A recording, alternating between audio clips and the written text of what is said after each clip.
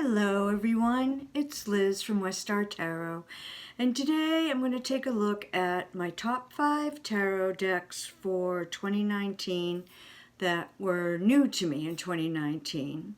And then part 2 of the video will be my top 5 oracle decks that were new to me in 2019.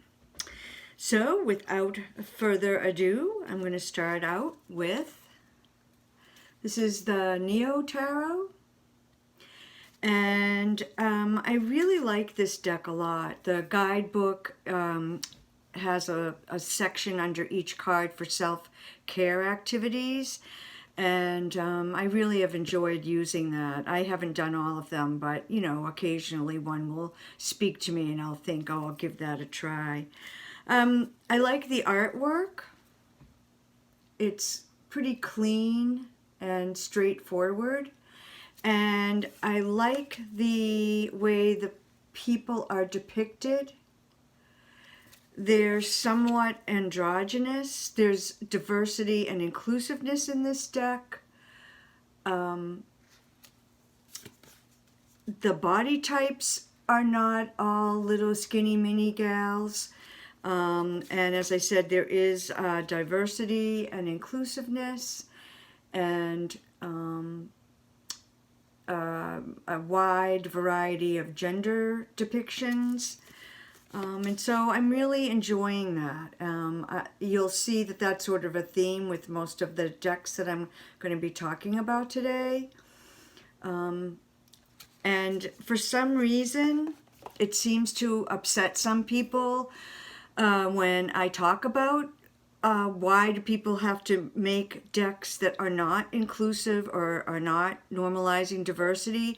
I get it if you're doing a certain deck that has a certain theme, maybe then it doesn't work, but otherwise, why not? I just don't get it. I don't get what the big deal is, and I don't get why people get nerved up when you bring it up as something that is a good idea.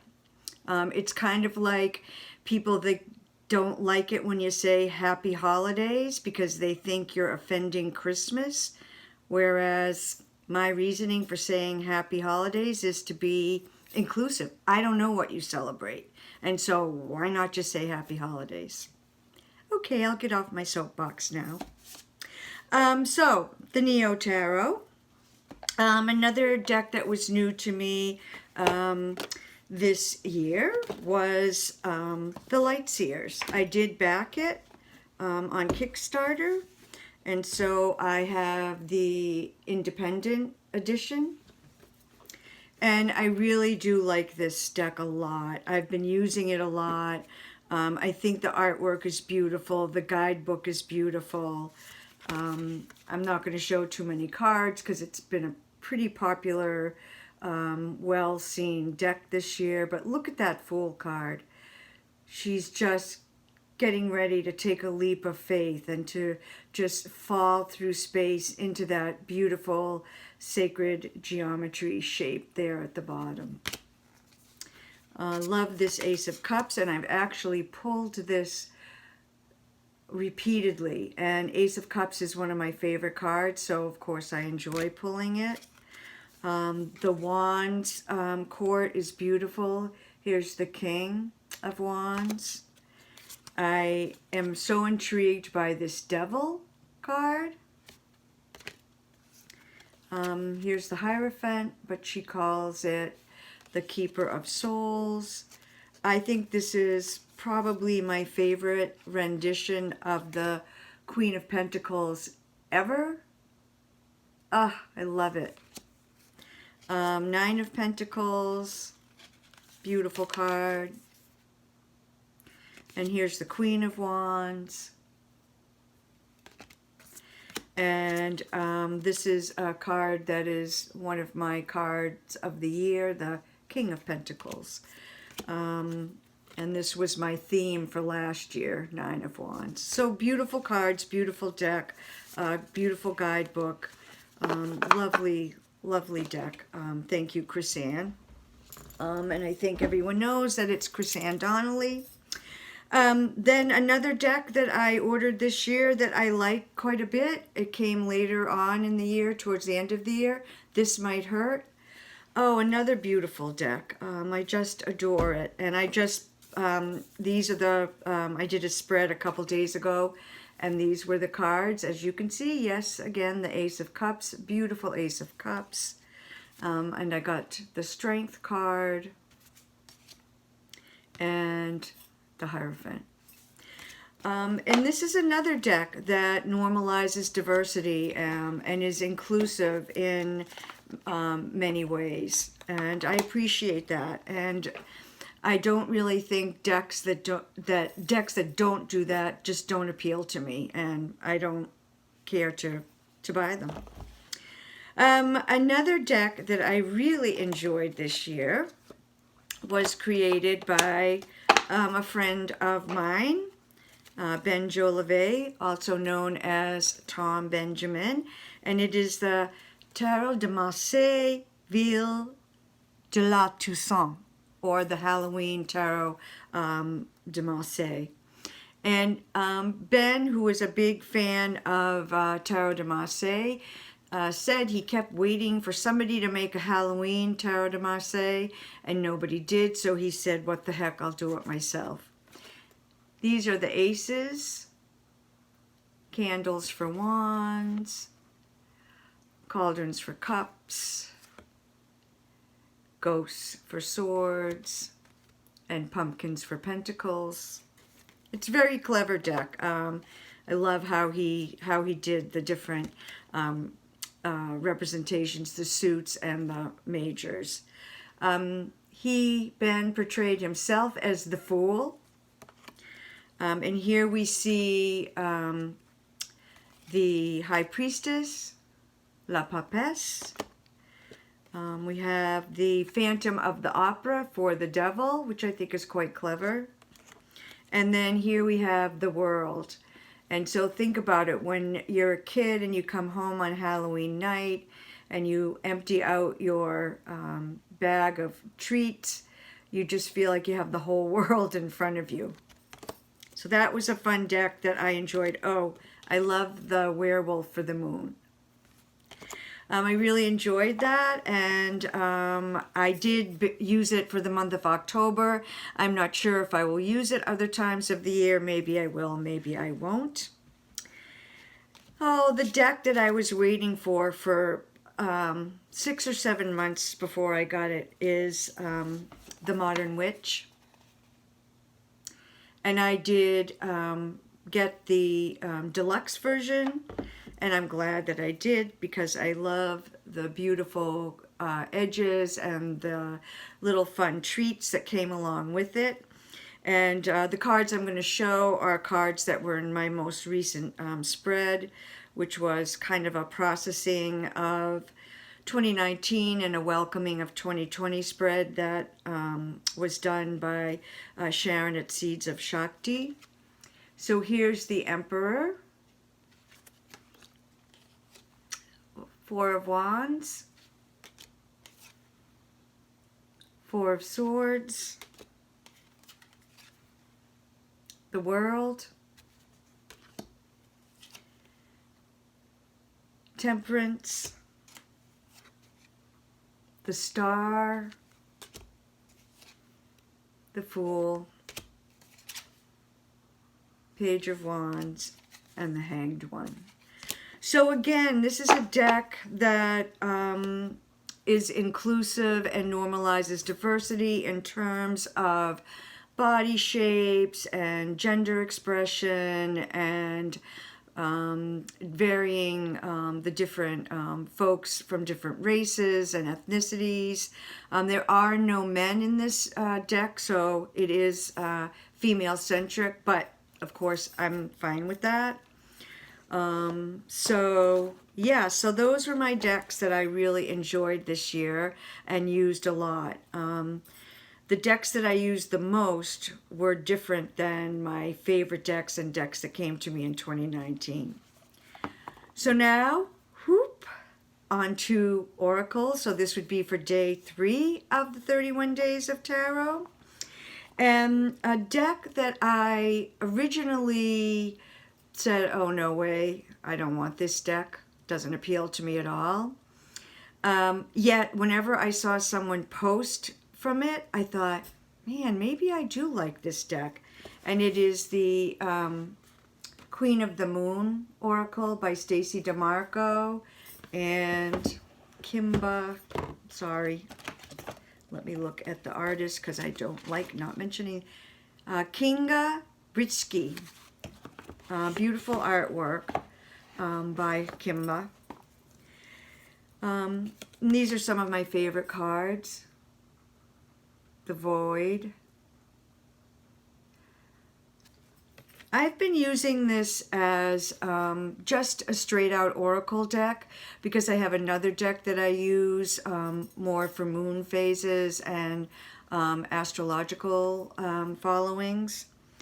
So this deck, there is some diversity in it. Like this card is an older woman, and then we see a few women of color, which is nice. So there's at least a nod to that. But I have to say the majority of women portrayed in this deck are skinny young white chicks. I don't know why, but yeah. Beautiful. Love this. This is the Hunger Moon. And this was the card that made me buy this deck. Ugh, I love it. It's called the Worm Moon, and their keyword is faith.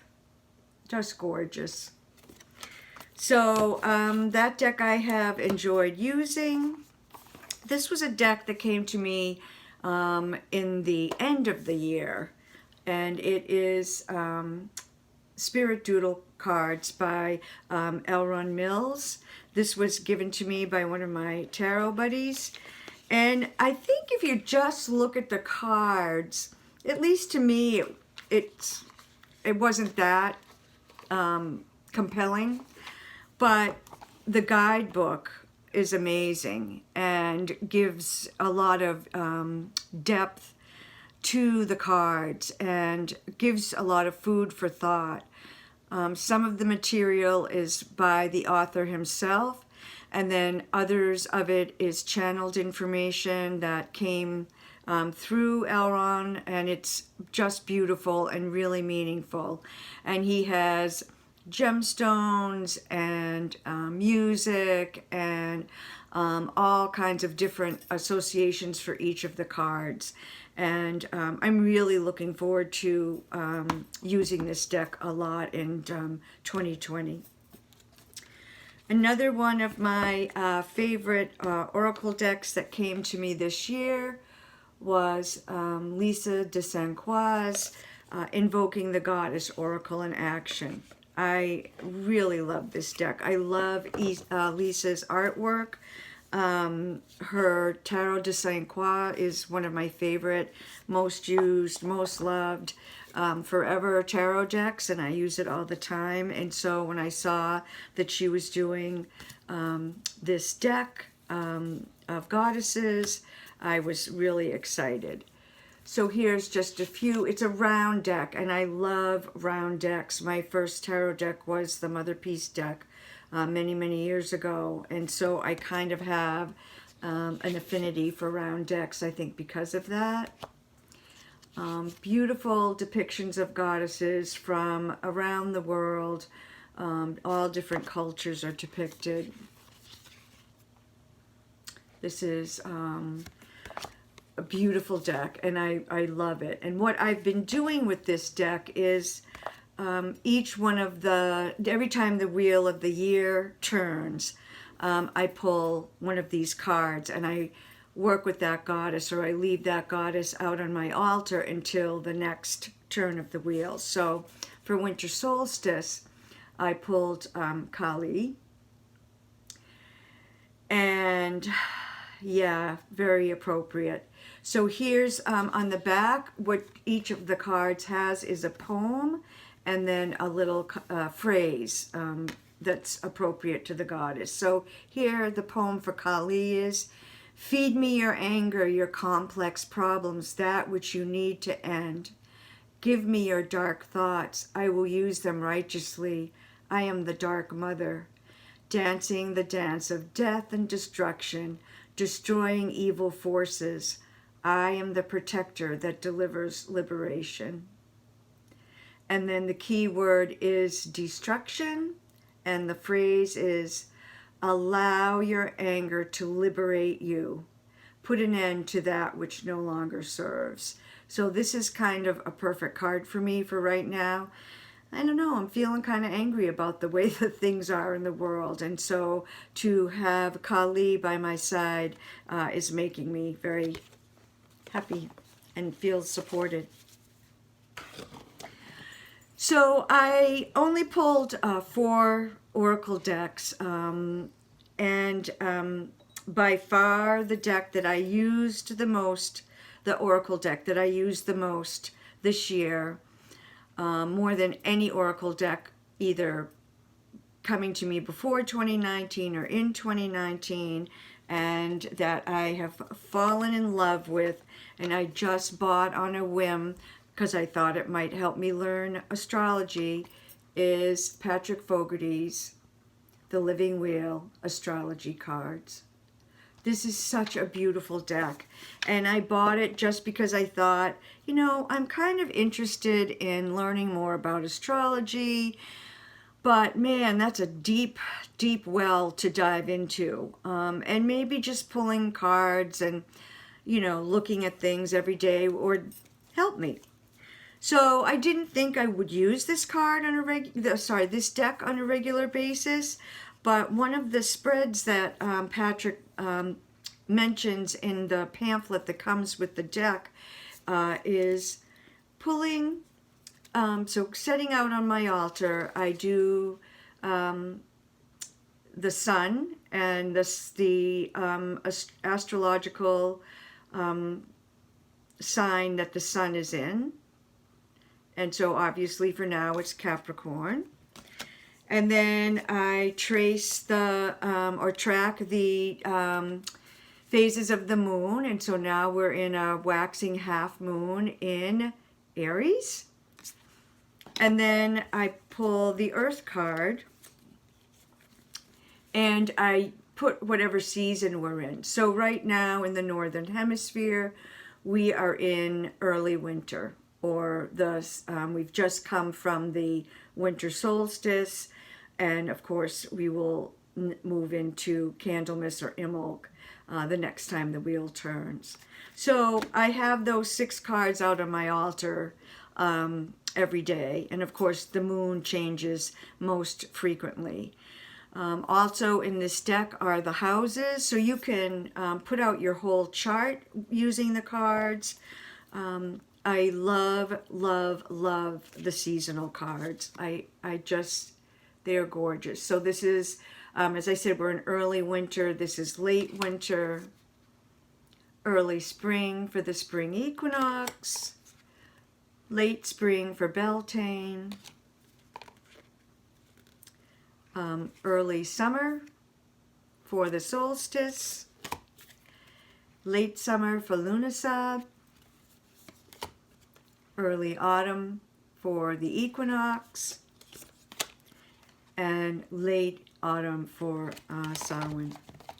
I just love this deck. I use it, as I said, every day, and I lead women's circles, and so we meet on every holiday each time the wheel turns, and I put those seasonal cards around the circle near the directions that I associate them with, and we can really clearly see how we're going through the wheel of the year. So I adore that deck, and I use it more frequently than any deck I own because it's just out on my altar every day. So those are my top tarot that came to me in 2019 and my top oracles that came to me in 2019. and I'm looking forward to seeing what other folks talk about on their videos. So thanks to Ethany again for sponsoring the 31 Days of Tarot. Having a lot of fun working on it so far. Ciao.